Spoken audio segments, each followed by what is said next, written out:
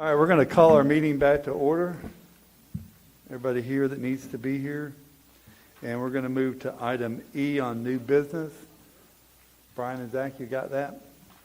Page 374 in your book. Are we waiting on anybody else? No? Okay. Thank you, Commissioners. For the record, Zachary Baker, Planning and Development Services.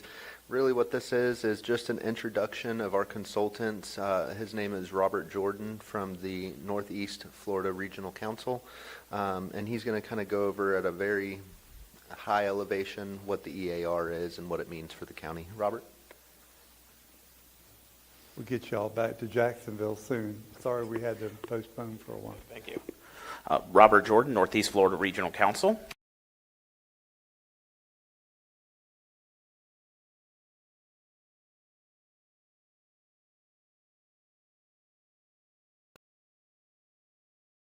The EAR process is part of state statutes. It's part of the requirements of the state. Every 7 years, all jurisdictions have to review their comprehensive plan to address any compliance issues with recent legislative changes.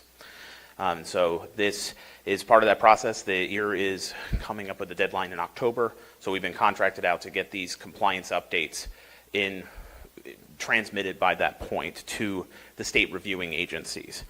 The EAR process is composed of not only text amendments that we're working on with addressing any changes to the comprehensive plan relating to statutory changes over the last few years, and we know that you guys had an update in 2021, so looking at those periods after that to address some of the major legislative changes. For an example, there was one passed last year requiring all communities within what's called basin management action plans to have a list of projects that are associated with nutrient reduction adopted in the comprehensive plan. So there's just examples like that that are related to those legislative changes. Most of those are text amendments, but there's also updates that are not as part of compliance with legislature, but compliance with other regional entities like the St. Johns River Water Management District. The regional water supply plan was updated in December, and within an 18-month time period of the update of the regional water supply plan, all jurisdictional water supply plans have to be updated in compliance with that. So they're dealing with the water projection numbers and demand numbers associated with that plan. So part of that is updating some of those support documents as well. And map series have also been proposed to be updated, not necessarily addressing legislative changes, but just data updates if there's better available data sources for those map series. So those are the changes we've proposed, and we're putting forward. The county planning department has looked at them, and they'll be reviewed through the process. We do have a meeting in 2 weeks where we actually have a presentation for all of you to explain and go in more detail about the changes. And also we can go into some of the legislative changes that have happened over the last few years to explain some of the changes that have happened with planning. One of the big ones is Live Local Act. So we can kind of explain a little more in detail of those as well. Hopefully we will have in the process planning board meeting in September and then transmittal by October to meet that deadline. So that's kind of the process we have looking forward to that. Any questions? Yeah, Commissioner Turner. I've been doing land development for a long time, since the late 80s. I understand that when you go through the EAR process, as well as when you write or amend your comp plan or your land development code, whichever one it is, that there's usually 2 ways to skin that cat, at a minimum of 2 ways to skin that cat. Sometimes, but it's very, very infrequently, is that you have to do an exact certain thing. You just have to accomplish the goal usually that they set out that you have to accomplish, and how you get there is usually up to you. I would just please implore you, when you go through this, to look at it with the same attitude that this county has looked at things over the last few years, that we want to try and let people do what they can do with their land while we maintain safety for the citizens while they're doing it. And we've done that and been very successful with it. So what we don't want to do is have something in there that says we can't do something unless we can't do that.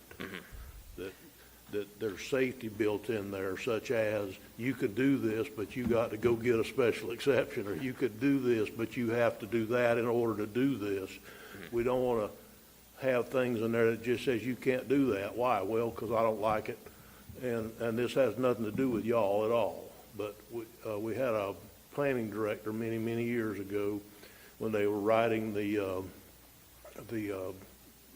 comp plan, and it came to the sign element, or the sign element in the comp plan. It might have been the LDC, but anyhow, it was the sign portion of it, and he put in there what type of billboards we could have in the county. And he wanted the ones with the big posts that went way up in there that you can't see and all that kind of stuff. And when we asked him, well, why did you decide that was the sign that needed to go in here? He said, well, I rode around and those are the ones I thought looked the best. It ain't his decision.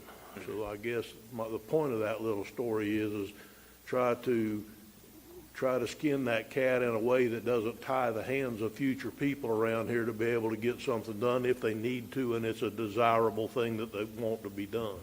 Understood. Yes, sir. We, when proposing these changes, we're just following the statutory. These are just statutory required changes. Anything that's the local control, if we have done ear compliance updates with other communities and the elected officials, or from public comments and then the elected officials at different workshops, would come forward with potential local changes they wanted to make, but that was entirely from the elected officials' perspective. The things that we are proposing, the text amendments or changes, is just to reflect the statutory requirements. Gotcha.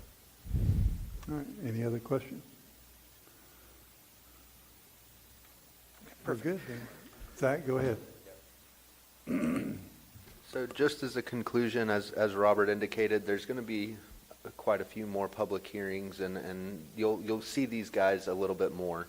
We're hoping to wrap this up by the October 24th transmittal deadline. So after that, you'll only get it one last time, and that'll be our adoption. We'll work with the commission as we get through those steps. Also, as part of their research and completing this work for us, a survey is going to be going live on the county website, and it's basically very brief. What is your affiliation with the county? Do you think anything needs to be changed? Do you see any issues with our current comprehensive plan? And that'll really help engage the citizens in the event that they're not able to attend these meetings. So I have the link ready. When that data goes in, it goes straight to Robert and his team.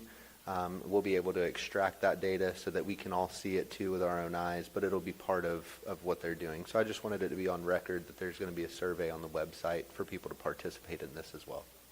Good, thank you. All right, Brian? Guys, I'll see you all Thursday morning up in Jackson. All right, thank you. Okay, thank you so much. All right, now we're going to move to, we're going to start off a little backwards today, but we're going to move item K, St. John's Harbor Water Plant, up. So are we ready to have that by? Yes. Ready? No, I printed that. JT, are you doing that one? Or JR? Sorry, just logging in here. While he's walking up, Mr. Chairman, Yes, sir, Mr. Turner. I realize that this is not a good situation. And that's putting it as mildly as I have that ability to do. I actually requested that this be moved up in the order because this absolutely needs to be discussed before our fee schedule needs to be discussed, because I was trying to find it and I hadn't got to it, but on the water rates in the new fee schedule, and I couldn't find the page.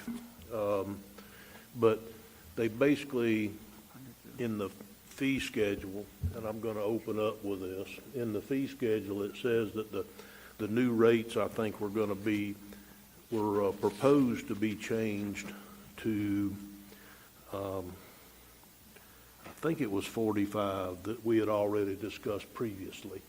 And they're paying 58 now, if my understanding's correct. Come on up, JT, and help me stay out of That's correct. trouble. Yeah, so it was 40 for residential, commercial is 45. They're paying 58 for 6,000. We're doing 40 for 2,000. Okay, does every commissioner know why we're here today about this? They know we're taking over this plant? Yeah, So, I'm yeah, sorry, just so everybody's on the Yeah, same page, okay. September 1st, St. John's Harbor Water Association is turning over their water plant to the county. They can't run it anymore. They are, for lack of a better phrase, and I'll use their phrase, aging out. They're ready to be done with it, and so it's coming to us. And it does have a lot of upgrades that need to be done and work that needs to be done to come into DEP compliance. And by state statute, we have to take it. We have to take it. That's correct. Yes, no choice. No choice. From my understanding, Yeah. there's no choice here. Okay, thank you. We're just in a bad spot. We're in a bad, We are. bad. So I think Mr. Knowles, and I'm certainly not trying to throw Mr. Knowles under the bus. I appreciate his hard work and quick, but they sent us an email this afternoon that Mr. Stout forwarded on to us that that's basically got a $860,769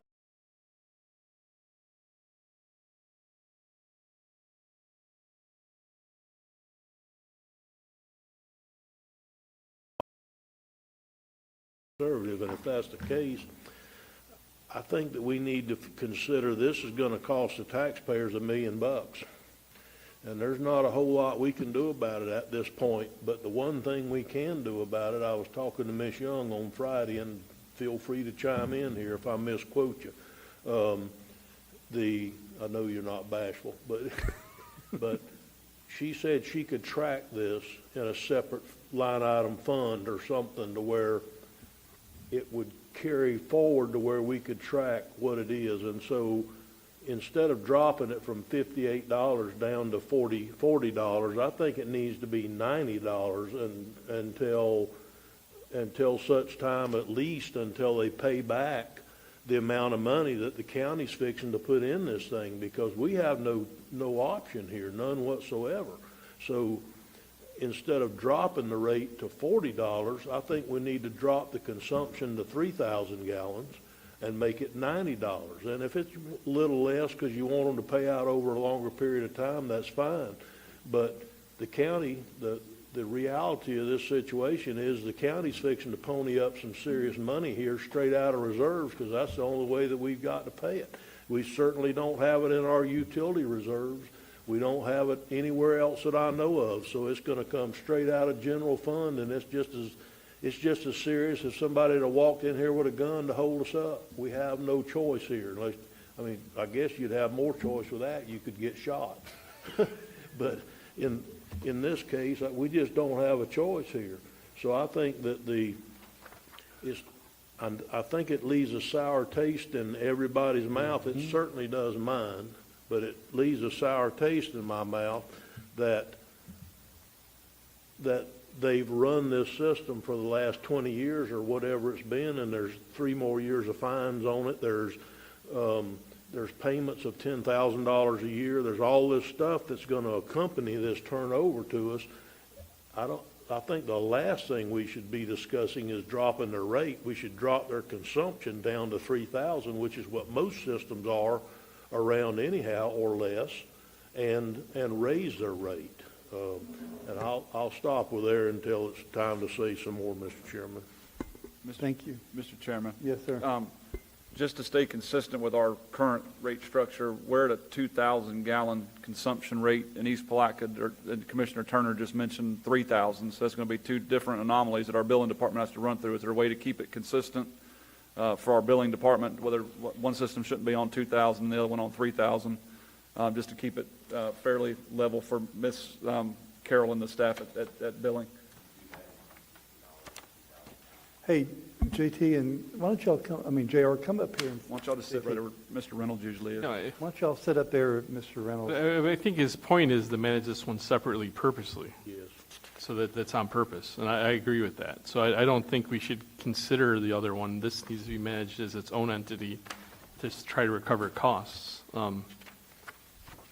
Because this isn't anything we did to get this. It's something that happened. That's the nice way of putting it.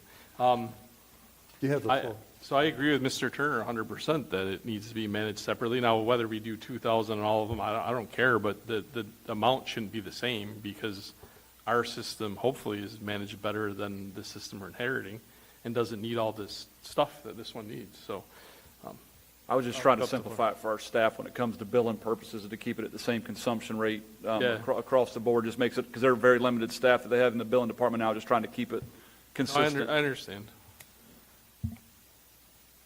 Okay. Commissioner Wilkinson? Yeah, I have a couple things. So there was a balance of the USDA loan. I think we're going to have that discussion as well in this conversation. But first, I want to ask the question, so this, Say that again. I a missed it. USDA loan, there's a USDA loan, so we're going to have that discussion as part of this overall discussion. But since we're talking about the RIB, my first question would be, can we do away with the reverse osmosis system and not be required to upgrade the RIB? So I think one of the problems we're going to run into with doing away with the reverse osmosis system is the way that the grant and the loan was written. And I'm getting that from previous conversations that I've had, because that's how the money was granted to us, was for an RO system. So Well, I'm what not if we sure. paid the loan off, then we wouldn't have that? I mean, is that an option? A bunch of it was a grant that they're not paying off. The loan was just a very small portion of the total amount of money that they Right. got. That's a great question, but I mean, I think that we still have to comply to the terms of the grant.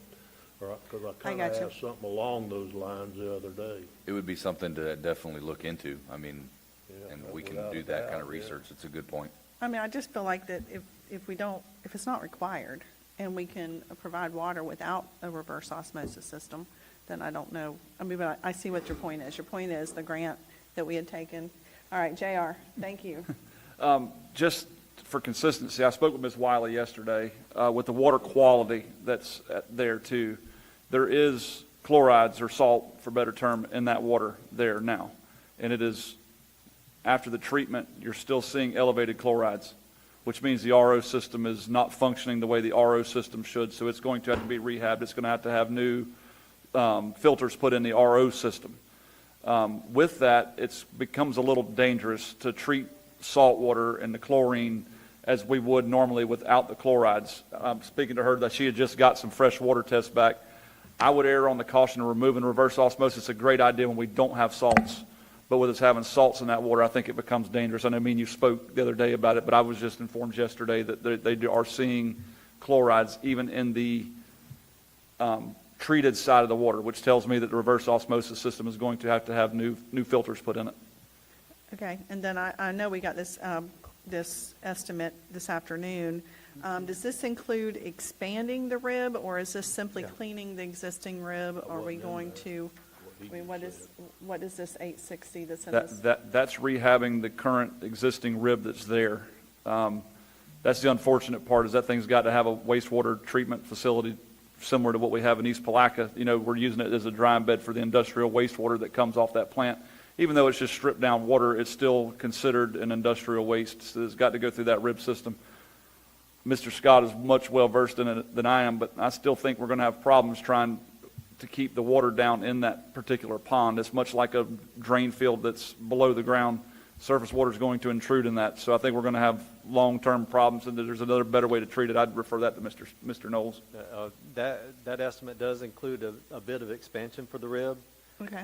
Since the way it was constructed, the pond is a little bit too low. The groundwater is high enough that it's keeping it from infiltrating.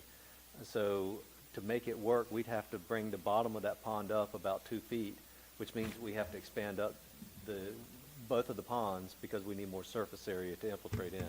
So there is some expansion in there, but it's not filling up the whole thing. It's not like building another RIB. It's just making the RIBs that are there work properly. Okay, one other question. Once this, if we move forward and get this done, would there be room for, what's the capacity? What's our capacity left? Good question. The best we could tell by the numbers that we were given from them, they're running at about a 25% capacity. So it has 75% left to grow with what's currently there. Okay, that's all my questions for now. I have another one. Mr. Turner? If Then I'll if call we, Mr. Pickett. good question. If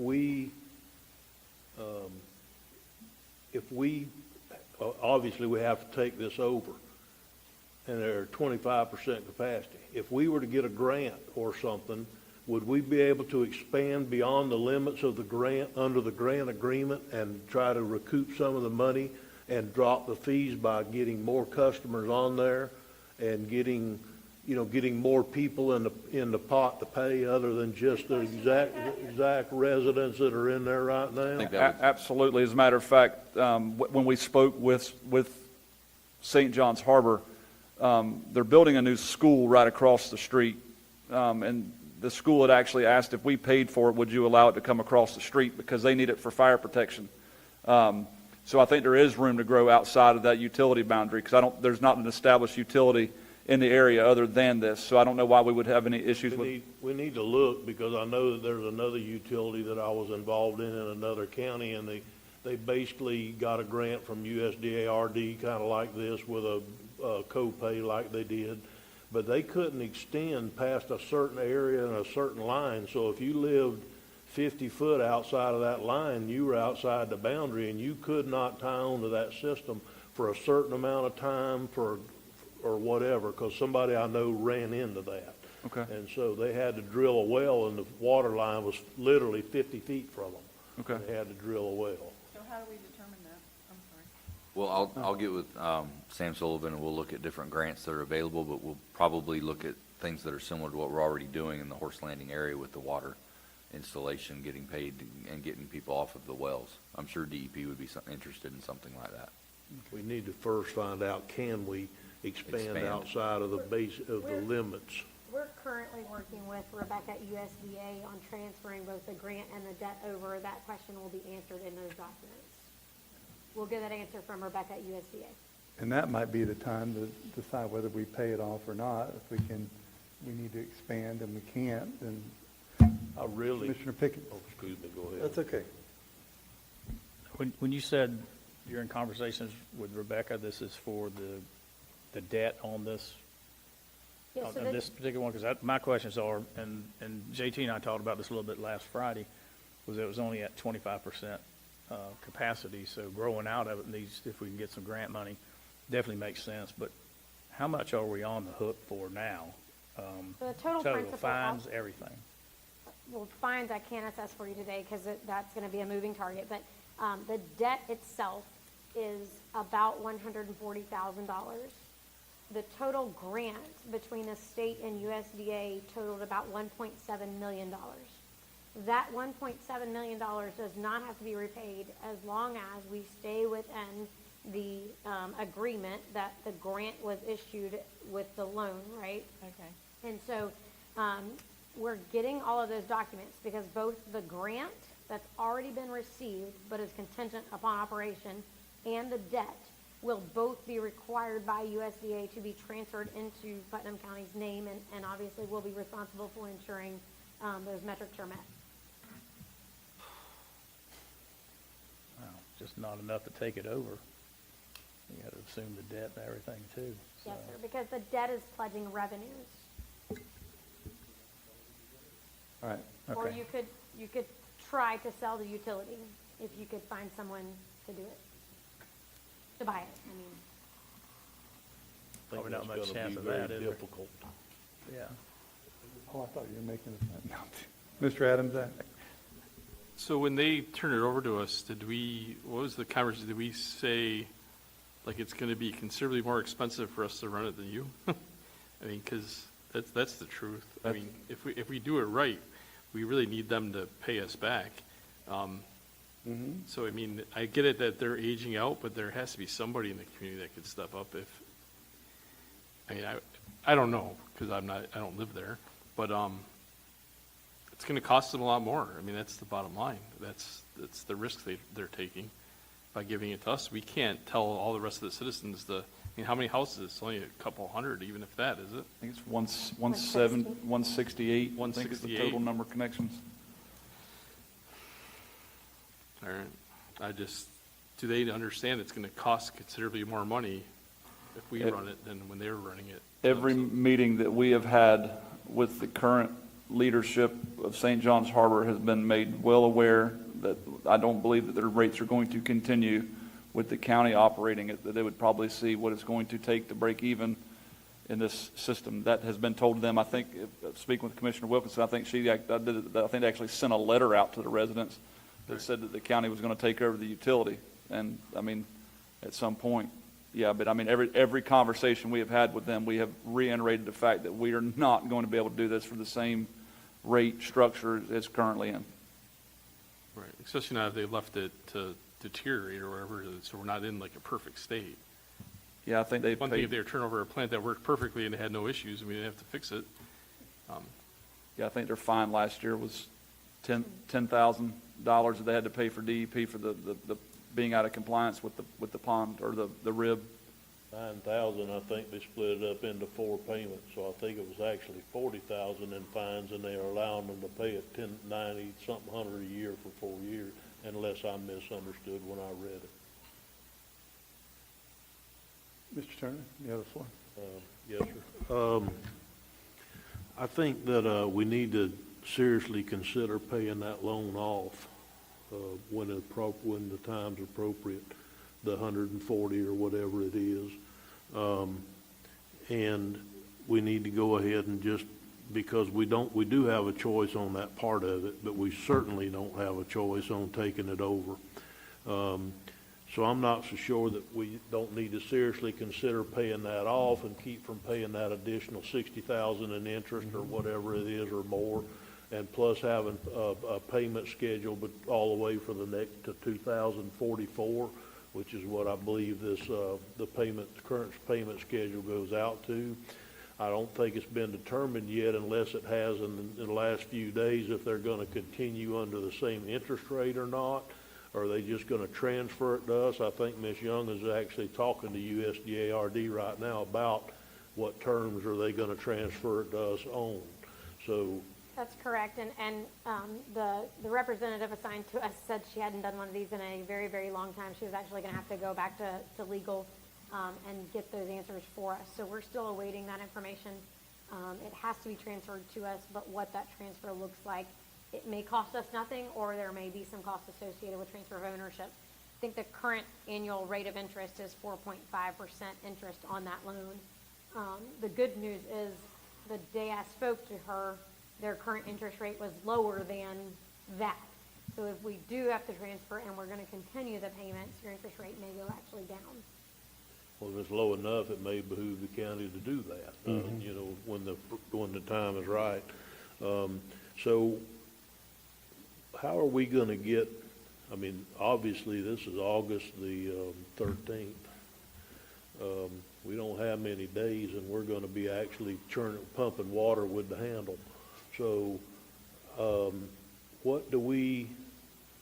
do we get there from where we are? I mean, obviously, are they just planning on walking away on September 1st and saying, there it is, have at it? So a few ladies that we've talked to that handle the billing are willing to help us out on the OPS system, where the residents could come in there and pay instead of coming all the way to East Palaca, and that's something that we'll deal with. But then Ms. Wiley may be required to go out there. It's a 1 hour a day plant, I think, with 1 visit on the weekends. Yeah. 2 visits on the weekends. So we may have to go out there, but there's another option on the table if we turn this plant over to Twofold to run it for us, like they do out in Aquila at another smaller plant. And that's going to run anywhere from $36,000 to $43,000, depending on what we do for sampling and testing. Which would take most of the money that we're going to make, Correct. that we're going to generate out of the current deal. Obviously, they've got fines on the table, current fines. Mm-hmm. Is the plant operating right now to DEP standards? Not with the ribs, no.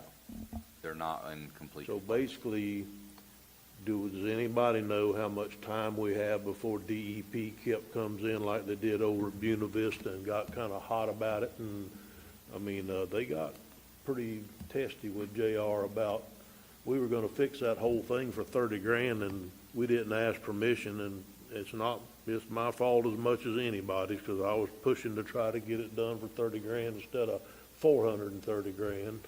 And I just missed the fact that we needed to go get a DEP permit, and it upset DEP, and so they were going to make an example and show us that we weren't going to do what we were already doing somewhere else to rectify that problem just because we hadn't asked permission before we did it. So nothing we could do about it. So I just want to make sure that we're not in a situation Right now, DEP might be being a little bit flexible with them because they know they can't suck blood out of a rock. The county's got some blood, so if they start coming after us for all this money, you know, and all these fines and everything else, how much of a grace period do we have from this thing being shoved at us and actually, you know, having to start taking fines and problems with DEP? I mean, are they gonna give us a few months to fix 20 years of screw-ups, or? I haven't had that conversation. I'm sure Mr. Knowles has a good relationship with DEP anytime that we've had something come up. I can't imagine us not getting a grace period, but I can't speak for DEP. Well, Will we be asking for one? Yes. I would certainly call them. I'm just going to tell you, we're currently under a consent order, and what we have learned in consent orders is we better have a plan, what the plan is moving forward. And so they're going to want milestones, and they're going to want deliverables inside that plan. So we can call and beg for forgiveness if we want, but we better be able to tell them that, hey, we're going to be out of this in 120 days, 180 days, whatever it's going to be, because they're going to want a deliverable. I mean, we learned that in East Palatka with some things, and they've always been flexible with the time frame, but we just got to tell them, hey, we're going to have it fixed by X date, and the thing is, we just better have it fixed by X date, because then the hammer is truly going to come down on us. Well, my suggestion, and it's strictly a suggestion, is that we try to face this the same way we're currently facing the East Palatka system, is that we're doing everything in our power to make it sustainable. We are. We're adding customers, we're getting grants, we spent some of our ARPA money on it, we've done everything we can to try to, and we have a plan to where if it continues and doesn't get changed the second meeting in November or soon thereafter, that it would, that it's gonna be sustainable in the next reasonable amount of time. I'm not gonna say 2 years or a year and a half, because then if we don't make it, somebody's gonna say something, but the plan is solid that JR and them are working on right now to get the East Palatka water and sewer system sustainable. I believe it is. And with that being said, we need to make sure this one becomes sustainable in some manner in the future, either by higher rates or grants or expansions or whatever. The one in East Palatka, they put it in many, many years ago, but they did it under the reasoning for economic development in the area. I have a hard time believing that having the expanded water system out there is going to greatly expand the economic development on West River Road, and so it's a little bit different of an animal. If the school comes in there by it, and the school will, I would imagine that they would pay to extend to them if the grant will allow us to go outside. They usually pay for the infrastructure extensions in school construction, and so that may be a way to get it there. But even with the school, if they're using it for fire sprinklers and not for drinking water or what, I don't know what they'll use it for, then I don't know how much their consumption rate would be. So I don't know how much of a fee that would bring in once we got it expanded to them. So I know that we're getting way in the weeds here, Mr. Chairman, but I felt like we needed to get a little bit in the grass at least, because this thing's fixing to get very complicated very fast, and we have no choice. Well, I think we're going to provide a better water quality once that's up and running. Commissioner Adams-Act, you've been very patient. Thank you. You got to turn your mic on. I think we talked about everything Okay. that I have. What, JR, what do you need from us to proceed? I think mean, just some direction that this fee schedule as is written doesn't take effect until October 1. Even though we take over September 1, I think we got to run out through the rest of the year, and I don't, if we stay at their current rate, but I think we need to set a rate for October 1, pending, I mean, I think it gives us a little bit of time to figure out if we can get, if it's eligible for a grant, what the USDA is going to do during the transfer process. I think a lot of those questions are still unanswered until we get all that stuff moved over. I just think we're going to have an expectation that they're going to have to go up to a certain amount. I think you're probably really accurate on your number to make it whole. But I think between now and then, I think we can reach out. I think that grant cycle is still open at DEP and see if there's, I know, Scott, they opened it back up. Is it still currently open? No, the grant cycle with DEP has closed. At the end of July, it closed. So they're in the process now of evaluating the grants. Okay, we can reach out to water management. We can reach out to DEP and see if there's any kind of funding out there eligible to try to fix this rib. Okay, so the summary of highlights here, twofold versus hiring another operator. That's really one thing we need to kind of give you direction on today, right? Yes, sir. I mean, we spend an awful lot of money every year in all of our utilities to offset the cost of, because Ms. Wiley, as much as anybody else, deserves a day off, and every one of our plants are 7-day-a-week operation. And that means we got to go out to St. John's Harbor on Saturday and Sunday and Christmas Day, and there is no break from those. So my thought process is we really need to look at how much we spend in subcontractual services for each one of those plants and potentially add an operator in to run those plants on the days that she's off, because even speaking to Ms. Wiley, we only have them to come in and run the plant. They don't repair anything when they're there. So then she walks into a plant on Monday morning that's got a chlorinator tube blown out, and we don't have them underneath a maintenance agreement. They're there only to satisfy the DEP permit. So I think we spend pretty close to the amount of money that it would cost to hire an operator and just subcontracting it out on a regular basis. And we could split that operator between multiple plants on the days that she can't be there, That is correct. where otherwise it would just be to pay for that one place. That's correct. But we have them for the sewer plant, East Palaca Regional, Paradise Point. Now we're about to have to do some kind of services for St. John's Harbor. And I think there's one more utility that I'm just not coming to the top of my mind. We have to pay them for operation at every single one of those. Do they have to have the same amount of licenses? Yes, sir. So it would have to be it couldn't be somebody that worked under her license or worked with her with training. It has to be somebody that's licensed to her level. That is correct. You have to have a licensed operator there. I think that one requires 1 hour a day. I think East Palaca is 3 hours a day, Ms. Kayla. And then Paradise Point is an hour. There's a schedule for each one of them, and each one of them is a different level of license. When we hire a consultant, they don't come out there personally. They send somebody on their behalf, don't they? Yeah, but that person would have the same license. Whoever they send out would have the license. Okay, makes sense. Yes, sir. Sorry, Mr. Chairman. Okay, Mr. Adams, I think we got to the answer there too, so. okay, good. Ms. Wilkinson? So just so I understand, when we say, Commissioner Turner, to your point, your proposal of $90, so that would be a minimum fee? Is that what you're saying? Everybody at least would have to pay $90 a month? $90 a month minimum and 3,000 gallons consumption instead of 6. Okay. So 2,000 is whatever For they're saying. $90, 3. Okay. Okay, so, go ahead. The request was to try to make it uniform in our consumption. So would you allow us to adjust the rate to assume a 2,000 gallon consumption? I don't understand the problem with figuring. I'm just not understanding is all, sorry. Because you're going to have two different billing rates in a very antiquated computer system. I got And I you. think it becomes difficult for Ms. Carroll to differentiate on billing cycles, whether it's coming out of St. John's Harbor or whether it's coming out of the East Palaca Regional System. I mean, it's only, So I think base rate is easily established. It's whenever consumption comes into play. And then what we got to do is the board has determined, I think it was $8.25 per thousand following the original consumption.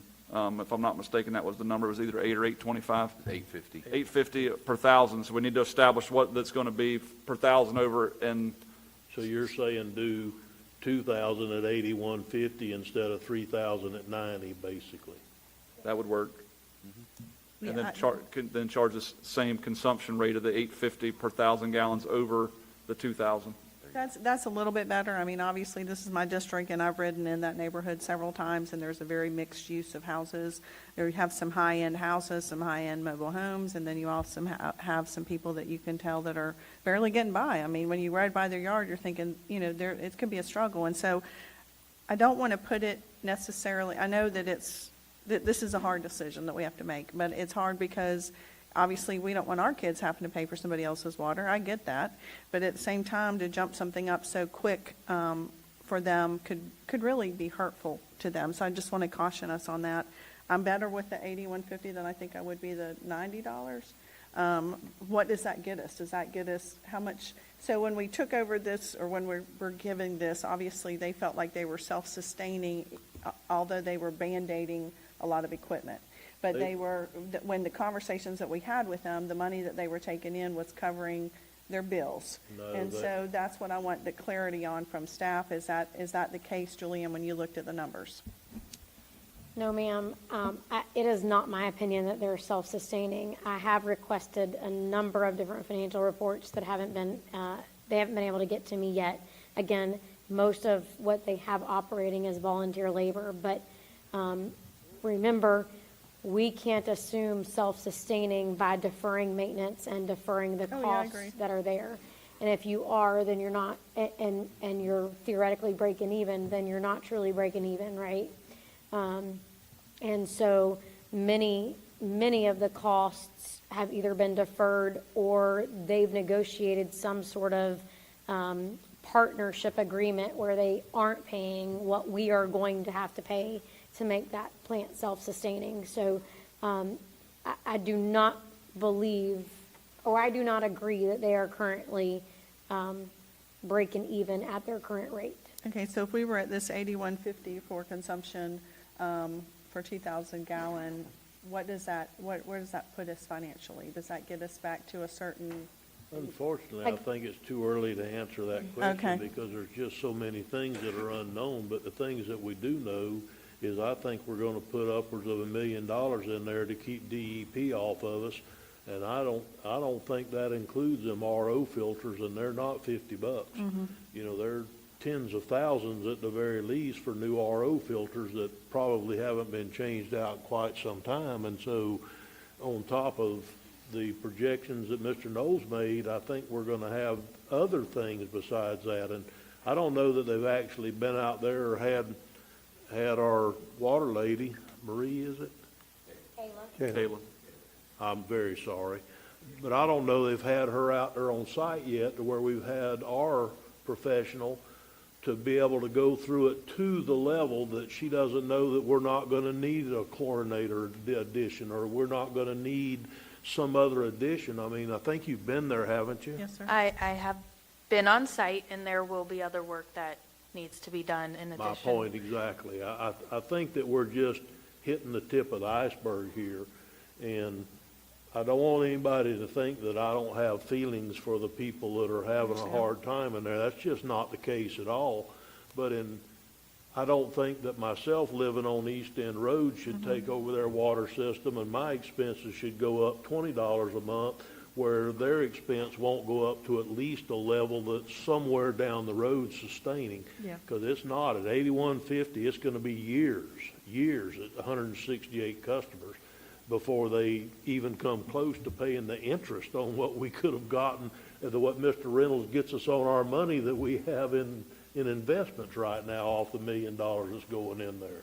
So, you know, the 81.50 we dropped it. I'm good with that if you are, but it definitely needs to go up to somewhere in that neighborhood. And I truly believe that next year, if y'all are fiduciarily responsible with that system, that next year it's going to go up to 110.20. I do honestly believe that. So, and I still don't think you're going to be sustainable at that amount of money and have some money to start paying back the cost of the original system. Right. That's why you're not going to find anybody to take this thing Oh, right. over. No, you're because absolutely it just right. doesn't make financial sense at all to own this plant, which is why it got shoved at the county. It's definitely an ugly baby. Mr. Pickens. We're going to make it pretty then. I was going to call it a pig and a poke, but, yeah, this is just a rock and a hard place here. I do agree with, you got to raise the rent or the fees. And I don't have a problem with lowering the gallons. I do have respect for everybody's district is that, you know, you're going to be answering most of the questions of why. Will there be letters sent out with the next bills when we decide exactly what the rate's going to be and why? We can. We didn't to the people in East Palaca. But I mean, we can also do that one. We didn't send out, I mean, we don't usually send out rate increases to the, if that's the direction of the board, we can absolutely do it. But we haven't to our customers that we're going to raise the rates on East Palaca in October. We didn't raise them as substantially, though, as what we're gonna raise these if we end up going to 82 or Right. 50 or That's what- whatever. That's what I was going to say, so that probably needs to be looked at. I apologize, Mr. Stout did send a letter. Yeah, we my did apologies. inform East Placer residents that the water rate was increasing, and we left it open until everything was finalized with this meeting. Yeah, But they because were I've got made a a- couple emails about it. Yeah, they were made aware that the rates were going up. Yeah. Okay. so And it also specified that it would be going up with a 3% increase each year after this year, minimal. All right. Say that again? 3%? On the letter, 3%. As discussed in our last meeting, we did say that, when we said, the board said $40 on residential, 45 on commercial, and then it was also discussed 3% afterwards at a minimum increase every year. Not a maximum of CPI, wasn't it? Minimum of 3%, And we put that maximum on of the- CPI. Okay, Mr. Adams Act. Right, and that needs to be probably somewhere in this one too, but you may not, because we may have to make bigger adjustments. Yeah, I think you One should more, put one that more in this question, Julian. Oh, I'm sorry. I understand, I don't agree with it, but I understand we have to take this back. No ifs, ands, or buts, right? So we got to fix it, okay? It becomes our responsibility. I can maybe see the grant or the loans. I can't see the fines. I just cannot see that. Is there any way to negotiate with them? All right, we've got a plan. We're going to take it over. We've got a plan. This is what we're doing. Ask them to do away with any fines that have been occurred that we would have to pay, because that's just not right. We have begun negotiations with DEP. Scott can tell you more about that. DEP, it is up to DEP's discretion as to whether or not they table those fines to be imposed at a later date, given us an additional performance period with the operation changing from St. John's Water Harbor Association to the county. That is something that will be at DEP's discretion, but it would aid us in that conversation if we had a tangible milestone plan that we could demonstrate to them that at the point the county took it over, we immediately began to work towards the consent items that are there. That consent item has a number of metrics already laid out and milestones that some have passed and some are approaching. But St. John's Water Harbor Association has not been able to meet those compliance metrics. We know what they are.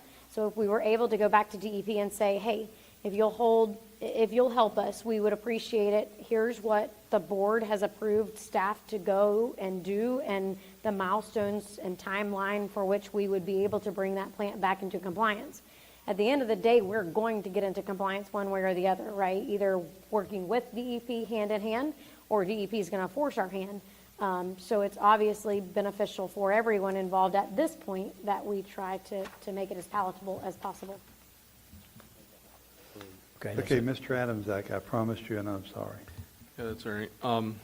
So that they obviously don't have any reserves of any kind of substantial. To be determined. I've asked for the bank accounts. They do say they have multiple bank accounts. The only reserve account required by the grant is to require 10% of an annual payment of the loan, which is not very much. Okay. However, I do not have the bank account information at this time. What is the loan payment if we kept it? It's $906 a month. $6. That's not too bad. All right. But then you're paying interest on that. So that's like $8 a month per household, about. What about if we did a letter? I mean, I like the idea of us doing a letter letting them know, but I think that letter in this case needs to explain what we're doing with the increase. We're getting the stuff that's listed, that's $800,000. You know, we need to say, this is what we're doing. This is why we have to do this, because we have to get you in compliance because your water doesn't meet the requirements set out by DEP. We have no choice but to come into compliance. We're not going to, we're going to share the majority of the load, because obviously we are, and try to recoup that. But I think it needs to say something about all of that to have some justification more than just your rate's increasing because of inflation, because that's not the case here. Your rate's increasing because you guys kind of mismanaged it, and we have to fix it. We have no choice. I agree I don't with know how you. you word that, but. I agree with that. Thank you. Right. So if we do that, I think we need to do that. You want you to turn on your microphone? And on the letter, we can make sure that we do a bulleted list on, we have to redo the ribs. There need to be updates with the RO system at the plant. There are just anything that we can list, we'll put on there as to why the rate's going up. Yeah, and say that this doesn't even cover everything, because it's not going to be close. Yep. And you're going to say that this is not what Putnam County desired to do. This is what you Correct. put on us. Because we have to accept this. The and then Water go Association, from there. right? I get it, Mr. Turner. But they're not just putting it on us, they're putting, that's what they do to everybody. Sure. I don't think they're mistreating us, or at least No. not like they did over at Buena Vista. They laid it to us because they were mad at us. But anyhow, Scott, is the pond that the ribs are in, I'm assuming they're in the pond? Yes, sir. Is that a retention pond, or is it like supposed to be a dry bed pond that you clean out every now and then like the sewer plant in East Palatka is? Basically the same thing as what we have at the Gilbert plant. They're, most of the time they're supposed to be dry, except for when the water is going in to infiltrate in. The problem is the ribs that were built at St. John's Harbor were constructed at the observed water table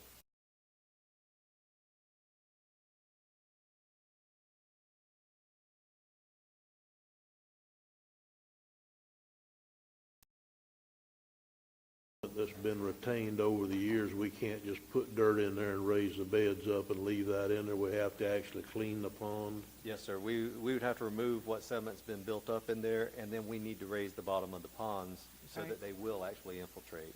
Yeah, I was just wondering if we could raise it without digging it out. No, I think the Raise it up. buildup of the sediment in there, with everything that's, they had a large number of suspended solids that are going in there. I'm pretty sure that those voids are well filled up, and what infiltration that did exist no longer exists in those ponds. Okay, so they don't have a spray field. They actually use the seepage out of the pond to dissipate their effluent. Yes, sir. Okay. Mr. Would it? Chairman, I think Ms. Wiley has some information that may answer some of your questions. That I have spoken to DEP about the consent order. The easiest way to explain it is the consent order lives with the facility, not the ownership of the facility. So whatever was put in place at St. John's Harbor, we automatically get. We don't have a choice in it. I have spoke to the representative. I've had a conference call with him, and they would be more than satisfied with just any forward movement. Since St. John's Harbor was hit with the consent order, all they did was pay the fine. That was it. For years. Absolutely nothing else. So if we make just the action plan, which is the number one step on the consent order, they will be tickled pink. So they will be easily made happy as long as we move forward. But I did tell them that I am not touching the consent order until we have ownership. So it will sit there until September 1. That is not my facility, it's not the county's facility, so until keys have exchanged hands, that consent order is not ours. I think that's just smart. I have a on your question behalf. before I call on Mr. Turner. What do we do with the water while we're repairing the ribs? The discharge? Well, since we have two ribs there, there is Okay. a way Okay. to rejuvenate one while we were using the other one. So I think we could infiltrate the water that's going in there, still operate the plant, and use one rib to pump into, one rib to treat while we're rejuvenating it. Okay. So, and that's something we'd have to work with DEP about.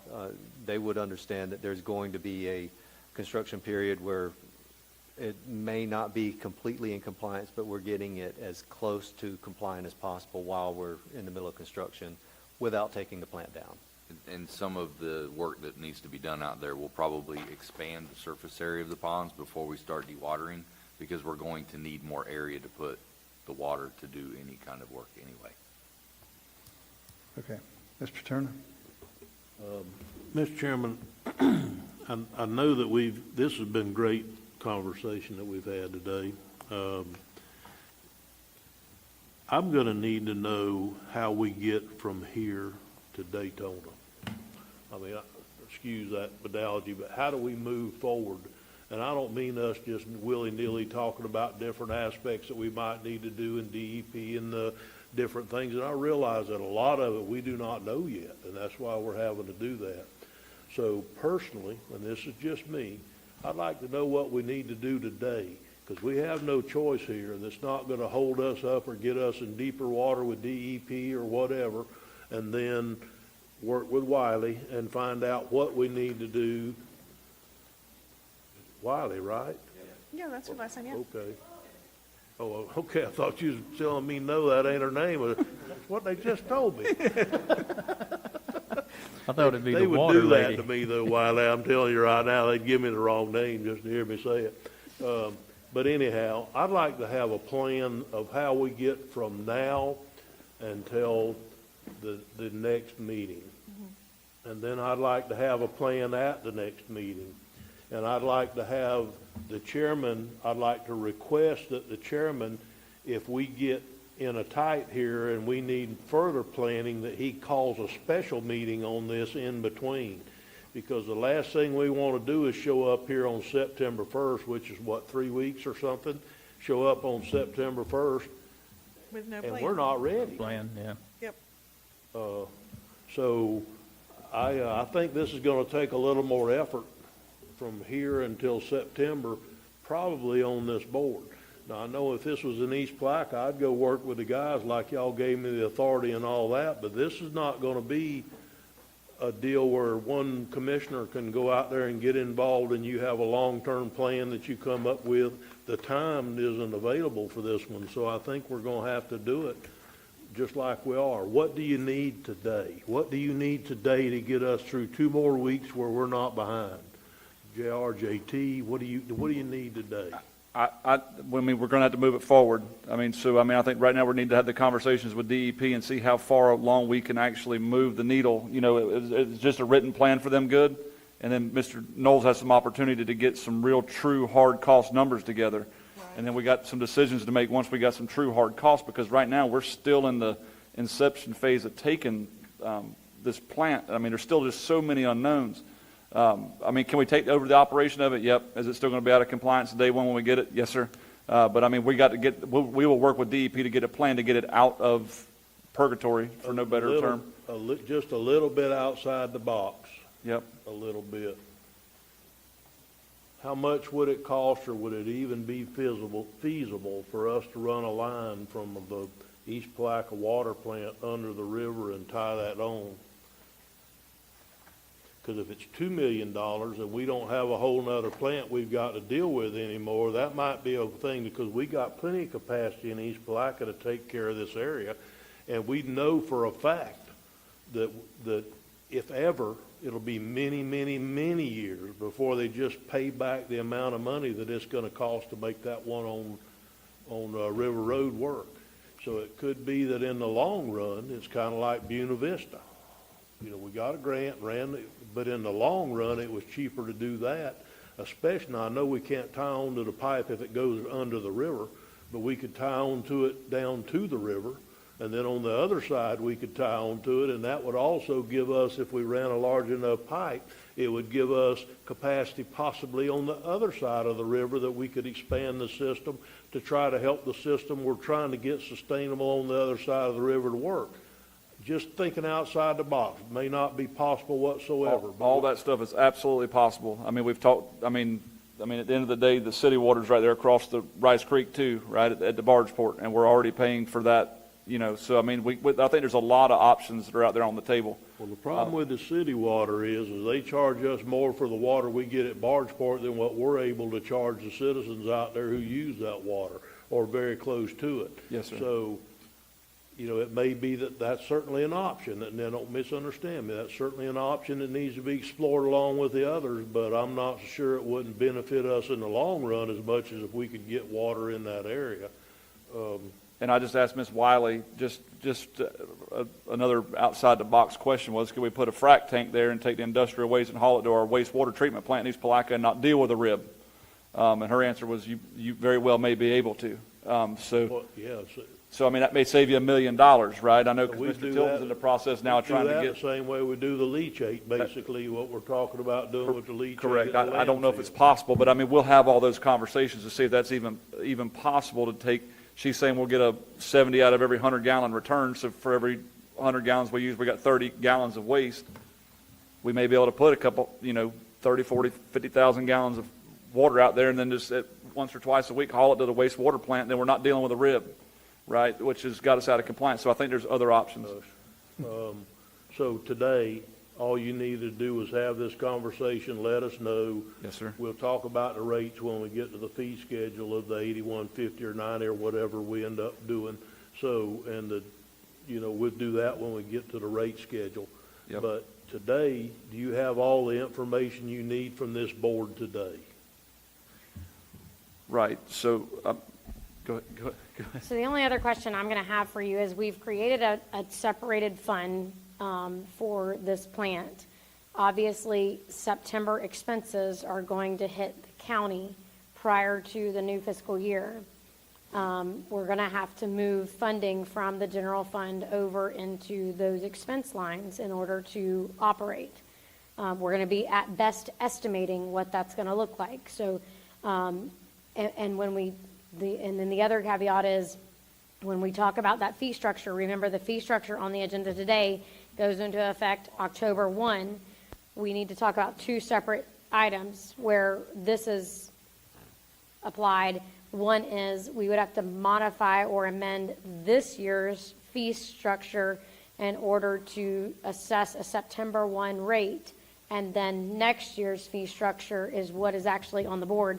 So both that budget amendment, which likely is going to require a 505 because you're going to be moving money from the general fund and into a brand new fund.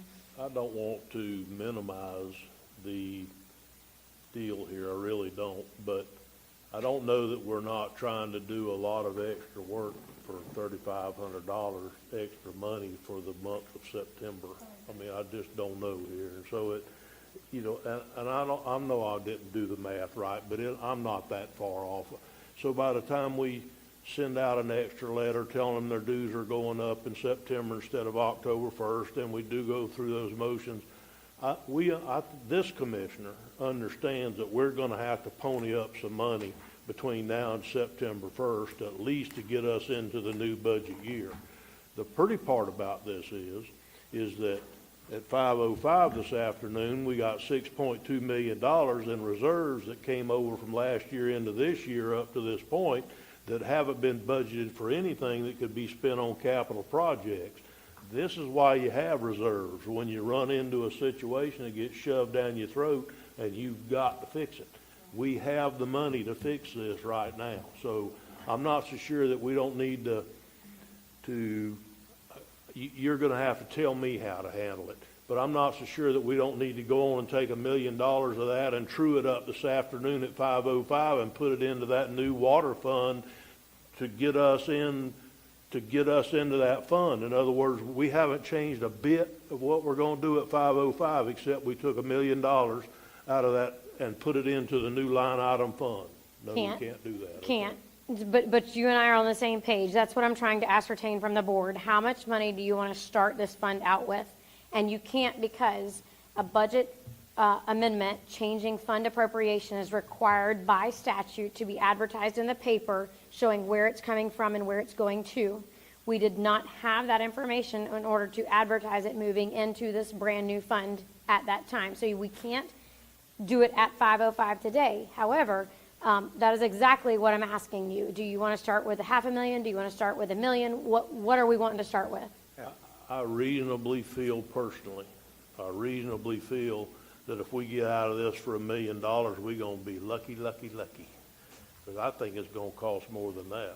I think by the time we redo the ribs and redo the pond and get this thing running and change the RO filters and do all the things and get in compliance with DOT, and if there's any money left, see if we can prepay some of that other. But I don't believe there's going to be any money left.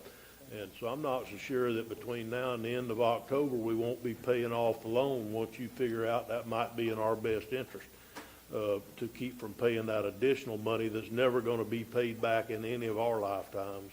not at the rates we're charging 168 people. And you can't charge them $400 a month. I mean, that's just ridiculous, but that's what it would take to make this work is, you know, $300 or $400 a month per household for 168 houses, and we can't do that. So around this $80 to $90 that we're talking is about the most we can do, at least this time around. Plus, Is there board consensus on a dollar amount? for the fee schedule or for the? No, she's talking about for the amount. The only thing I wanted to add to that, if you don't mind, Go ahead. is that I think we probably should put enough in there to cover that loan too, in case we decide to pay off that loan. So maybe like 1.2 million, Well, they could always switch it over, yeah. yeah. But $1 million when we don't even know what it is yet, we just have a really. Well, we were good looking at feeling. the 800 some thousand for the first part. She's saying stuff's already broken, so I That's agree with just you. a Right. quick estimate done by our engineer. I Right, and then she's really saying there's, trust what he tells me, I truly do. Right. But it's still just a first quick estimate. right. That's why I'm saying maybe we want to put like 1.2 in there. Commissioner Wilkinson, She's saying other stuff is broken, just from a cursory look. She's not even saying she like investigated aggressively. She's saying this is obviously jacked up. I'm at the $1 million with Commissioner Turner because we know we've got 860 and a 140, so that puts us at $1 million, and we will have some income coming in, also expenses going out, but I'm good with putting the $1 million in at the next meeting. I think that's prudent. Good thing is this son of a gun ain't recurring. I mean, so we're not putting $1 million in and it's gonna become recurring expense from now on. let's hope And not, so- anyway. Yeah, and Oh, yeah, hopefully until not. this, remember, as soon as we take this over, though, we're gonna have people coming in here with water samples 6 months from now, saying my water's brown and all this other crap that we had from the other one. So that's the facts of the matter. Once we own it, they're not gonna be like, well, hey, it's my neighbor. They're Right. gonna be like, hey, it's these 5 people up here that we elected. Brown water, guys, coming out of my hose tap. I mean, that's what's gonna happen. You're not wrong. Mr. Stout, I'm going to bring this in for Landy. Yeah, so I know that some of the repairs need to happen with the trains at the RO plant. I was going to ask Kayla a question. How comparable in size are the trains at the RO plant at St. John's versus what we got at East Palaca? Length and width, they're similar. There's just a whole lot less at St. John's Harbor, like Would- a fourth, maybe? A fourth, okay, so what would be your estimated cost on replacing those trains? That's what we just asked. We got a Okay. budgetary estimate, because we have one in East Palaca that needs to Right, be that's done. what I So was we asking. capitalized, budgeted that. And then the original estimate we got for that was 70,000 to redo the trains. So, I mean, I guarantee you're at Trains or 35, the 30, filtration system? 35,000. To Probably redo looking at 30. the RO yeah. train there. I still There's think, better water, though. I still think we need to just bite the bullet and put in $1 million because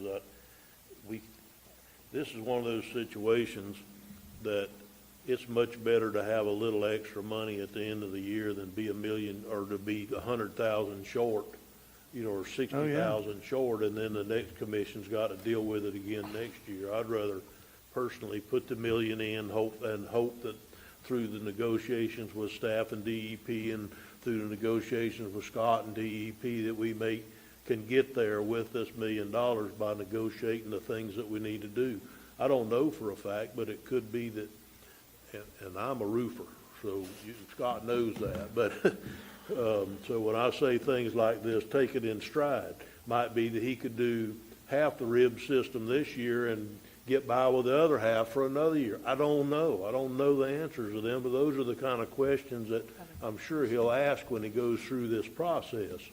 So, All anyhow. right, Commissioner Wilkinson? I just have a quick question, Kayla. Have you inspected the meters? Are we looking at some kind of a meter replacement?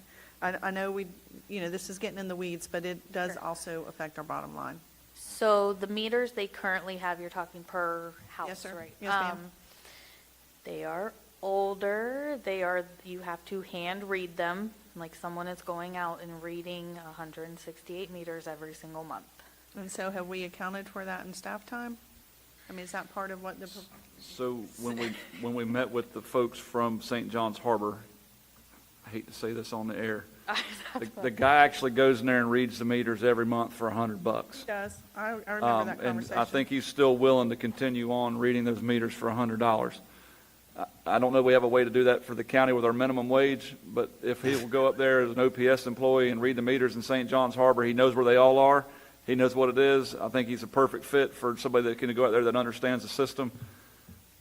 To be Yeah, but fair, we'll he's gonna be probably an require him to independent have $2 contractor. million in insurance and No. Right. He will not be OPS. He would be classified as an independent contractor, at sole proprietor, if he would like to engage in that services for $100. The only other comment I would make to that is every other meter in the county is read by RF currently, so it's plugging in a machine and populating, where this would be Miss Carol and Hannah hand typing in all 168 meters every month. Okay, so how much does a meter cost roughly? Do we know? So the ones we purchased for East Palaca for the ARPA were around $400 a piece. Yeah. Just the cost of the meter, that's not installed, that's just getting the meter there with the RF head. box and all, or just the guts of it? That's just the meter, and the RF head was about $400 a piece. And then past the meter box is the responsibility of the owner? That is correct, yes, ma'am. Okay, so that would still hold true. So I'm thinking during our math, as we're doing this math equation, we need to keep that in mind.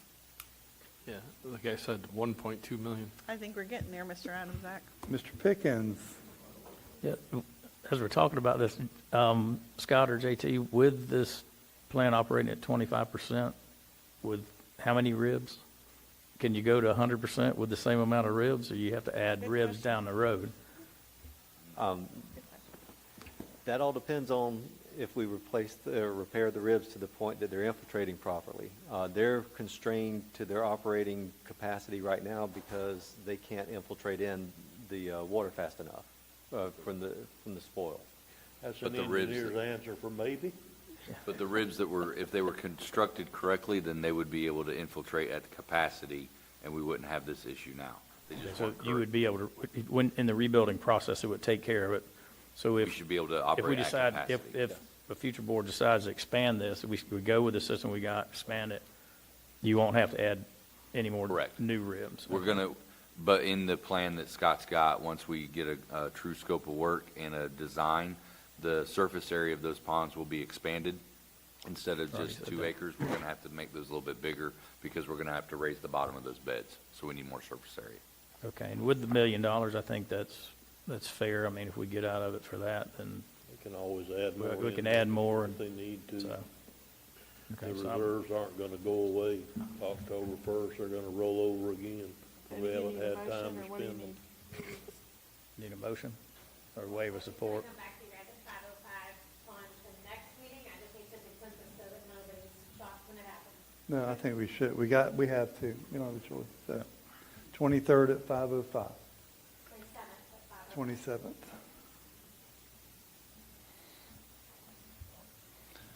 And we're looking at putting 1 million or 1.2 million in. The 1.2, the other thing too, is when you write that letter to the people, you can say, listen, we believe it's gonna be around 1.2 to 1.3 million, and this is why it's going to $90. I don't know, or 80, 150, whatever we decided. I'm fine with that.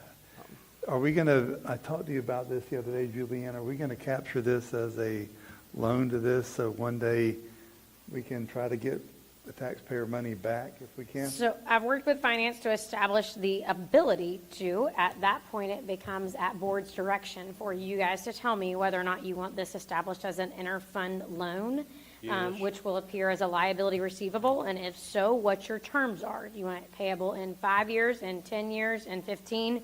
And I'm going to give you a very basic analogy. Please don't take offense to it, but it is much like loaning your child money, right? If year 5 comes around and you aren't able to or can't or don't want to at that time collect They're my from them, children.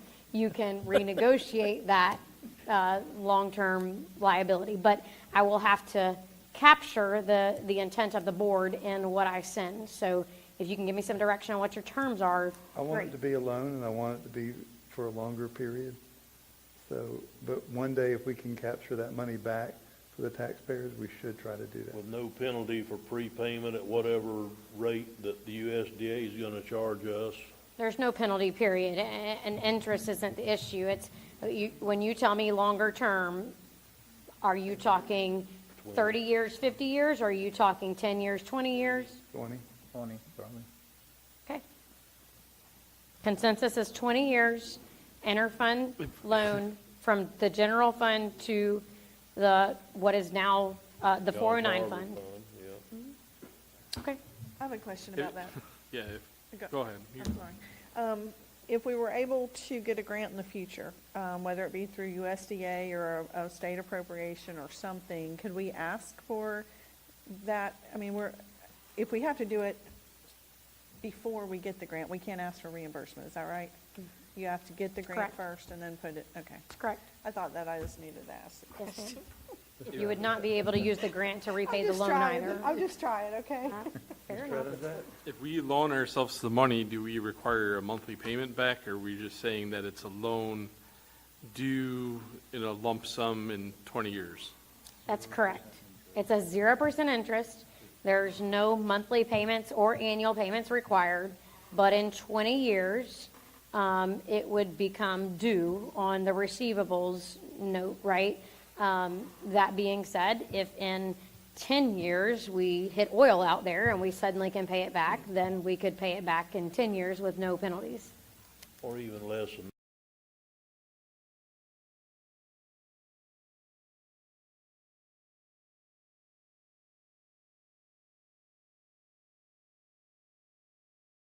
Can't happen, but I've never heard of a grant to let us reimburse a current loan. I've never heard of that. We tried and tried and tried on other loans and never could get it done. So, but they might get a grant in the future that lets you expand the system. Then the money from that could go back to pay the loan. So you really get money out of it, income from it, but it comes back into the system to repay could repay the loan. So let's say, for instance, we got, and I'm just pulling this right out of my ear, but let's say that the Corps of Engineers on some of this $30 million that they're talking about possibly giving us, $5 million in East Blackville, let's say they talk to them about maybe going out and running water to all of Palmetto Bluff Road and down East River Road to run a loop in there, and this plant had enough capacity to make that work. If that's the case, then we could take that grant and run that and then keep all the income from all the people that live up and down those two roads, bringing it back into this plant to help them be more sustainable. And if their income outweighed their expenses and they had money left over and when they have a loan coming at them, if they made $100,000 1 year, fine, pay $100,000 of that loan back that's coming in the future. Well, I appreciate you explaining that because this is all new territory for me. So Well, thank you. let me kind of set the why I said alone. Years ago when I came in, everybody knows the landfill was up for sale. And supposedly the sale money was going to go back to the general fund. But it couldn't go back to the general fund unless you could prove expenses against that money. You just can't sell it and stick it back in there. So the enterprise fund, which this would be, is allowable to come back and pay the taxpayers of the county back for actual expenses that were incurred. And we had that problem with the landfill, thinking they could put the money back in general fund. They couldn't have done that. They just couldn't have done that. So this way, by setting up a loan, at least there might be a possibility for our taxpayers to be paid back into the future.